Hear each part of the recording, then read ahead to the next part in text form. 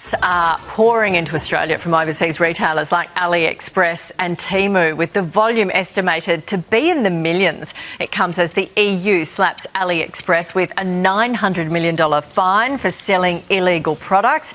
But that is just a fraction of what the retailer makes annually.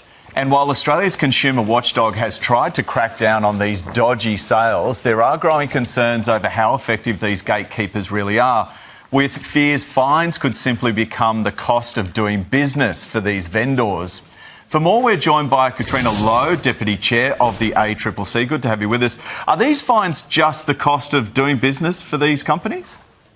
Look, there's no question at all that the way Australians shop has changed significantly since COVID, and we are seeing more and more Australians shopping online, and that is why unsafe products in digital markets are a priority for the ACCC, and that's what's driving some of our recent action, like our case against Amazon and indeed the strengthened product safety pledge that Temu and AliExpress have recently signed up to. However, there are limitations to the action that we're able to take under the Australian consumer law against online marketplaces, and that is why we very much welcome recent government announcements in relation to an inquiry to look at Australia's product safety framework, including the penalties that apply under that framework. OK, so you want to hit them a lot harder. What penalties do you want?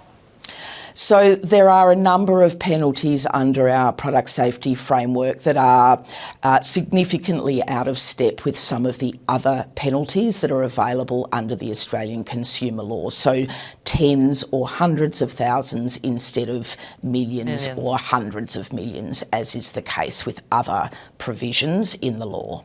What about stopping it before it happens? Because a lot of these products are often sent directly from a warehouse in China to Australia, to Australian consumers. Who's checking, I guess, the safety? How difficult is it to regulate that?